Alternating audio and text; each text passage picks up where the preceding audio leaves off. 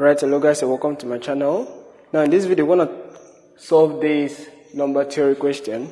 We have that suppose x, y are integers, okay, so they belong to the set Z, okay, and we are given that y is not 0, okay, so y is every integer except 0. Alright, now we have to find x and y such that x squared over y squared is equal to 2. In other words, find two different perfect squares, okay? Maybe I just put it down here. With y not equal to 0, let me just say that x is not equal to y, alright?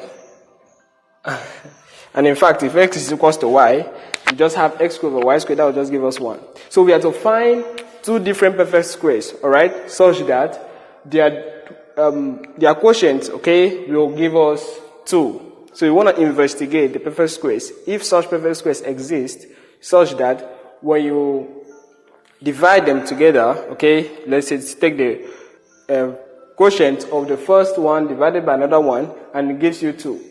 Okay, so we like to do this in about 4 different ways, alright? So the first one I would like to take is to go ahead and write that down. X squared over y squared is equal to 2. Okay, so from here I can just say let's go ahead and multiply y squared on both sides. We're going to have that x squared is equals to 2y squared. Okay, so from here, obviously, if I just go ahead and take the square root of both sides, you know, okay, let's just take the positive square root of both sides. We're going to have that x will give us, this is just going to be y times square root of 2. Alright, so by just looking at this, it means that y is an integer, and an integer times square root of 2 is going to give us an irrational number. So that shows that x is not an integer, alright, which contradicts our initial assumptions that x and y are integers. Okay, so in other words, it shows that there are no two integers whose squares, okay, will give us, whose quotient of squares will give us 2, like that. Okay, maybe we look at this in another way. This other one is a little more legit, alright? Okay, so we put down the main expression, x squared over y squared is equal to 2. And from here, we can see that, okay, I can still multiply y squared on both sides. I'm going to have that x squared is equal to 2y squared, like this, alright? Okay, very nice. Well, if I go ahead and look at this, I see that 2 divides x squared, you know, x squared is on the left hand side, and on the right hand side you are having 2 times something. So this right here is a multiple of 2, okay? So this implies that 2 divides x squared, alright? And if 2 divides a perfect square, it means that 2 divides that number that you must have squared. That is, 2 divides the square root of that perfect square. For example, when you have the squares of even numbers, okay, you say, what is the square of a certain even number? It will give you an even result, alright? And the square of odd numbers gives us an odd result. So whenever you have a perfect square which is even, then it must have been gotten from an even number. That means that 2 divides x, because in the definition of even numbers, we have 2 to be the constant multiple there. Alright, so that means that 2 divides x. Okay, so this also shows that we can write x as 2 times, since 2 divides x, means that x is even, alright? So this implies that, let me just put it down. X is even, alright? So that means that there exists a number in the set of integers such that you can get x from it. You can say that x is equal to 2 times that number, alright? So let's call it c. So since x is even, it means that there exists a certain integer that when you multiply it with 2, it will give you x. So we call that c, alright? Okay, so since that is the case, it means that in place of x in here, let's use this right here. Let me just put that down. It means that in place of x there, I can just plug in 2c, alright? Okay, so just doing that, on the left hand side, you see that that was squared. So I'll just plug 2 squared, that will give us 4. Let me just put that down, and let's say from start like this. So I'll just put that down. 2 squared, that is c squared will give us, okay, so c, you square that, so you just have c squared is equals to 2y squared on the right hand side. Okay. Now from here, well, let's see what, let's look at the nature of our y, alright? We've seen that x is an even integer. So let's look at the kind of y we're going to get. So by doing this, maybe I just say let's divide both sides by 2. We're going to have that. Let me bring this y on the left hand side. Y squared is equals to 2c squared. Okay, so to talk about y, we're going to have, well, just take the square root of both sides. We're going to have that c times square root of 2. You know, you take the square root of c squared, it's going to give you c, and the square root of 2 is just square root of 2. It's an irrational number. Again, our value of y is irrational, which means that y is not an integer, alright? So that still contradicts our initial proposition. So we cannot find an integer x from the first stuff, okay, when y is an integer, such that that will hold. And here, when x is an integer, like this, we cannot find an integer y, such that that will hold. So that still shows that there are no two integers whose perfect squares, whose ratio of perfect squares will give us 2. This is very nice, right?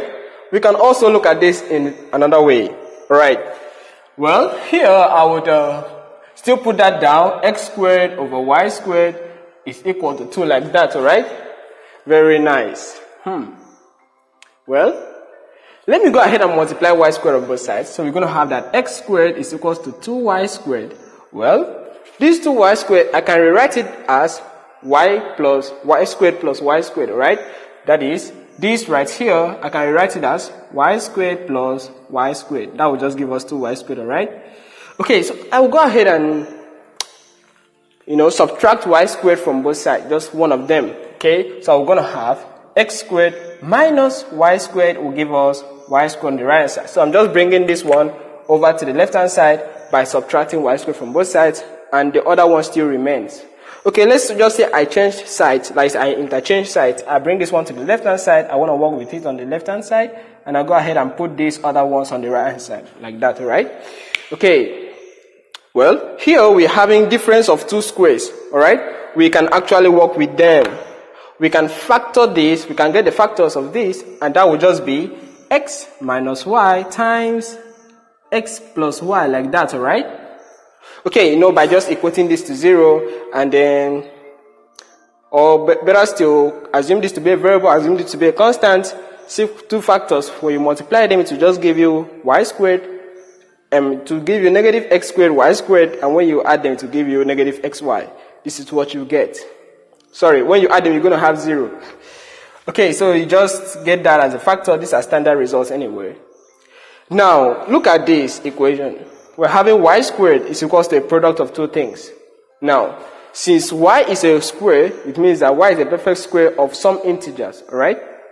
Okay, because y is an integer, so the square of an integer is also an integer. So the product of these two guys, okay, should also be an integer, because x is an integer, y is an integer, the difference is also going to be an integer. X is an integer, y is an integer, their sum will also produce an integer. And the sum of two integers will give us an integer, alright? But look at this. Y squared must have been gotten from the product of y times y. That means that each of these components must have been the same, alright? They must be the same to produce a perfect square when being multiplied repeatedly like this. So here, this and this will only be the same if x and y are zeros. That is the zero integer, alright? See, x minus y, to be the same thing as x plus y. For example, we try to make that an equation. Okay, we will see that here we're going to have, subtracting x on both sides, we're going to have that negative y is equals to positive y. Negative y will be equal to positive y. In fact, y can only be 0.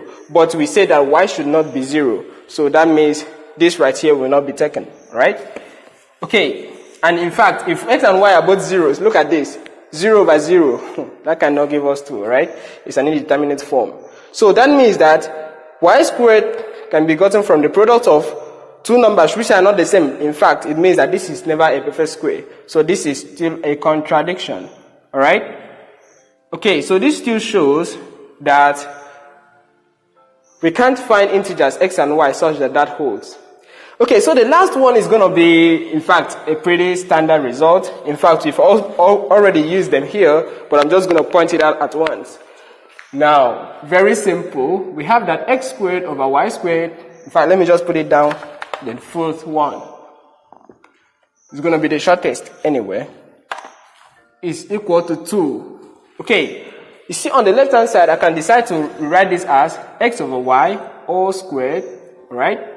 And I equate that to 2. I can take the square of both sides. I will gonna have that x over y is gonna become square root of 2.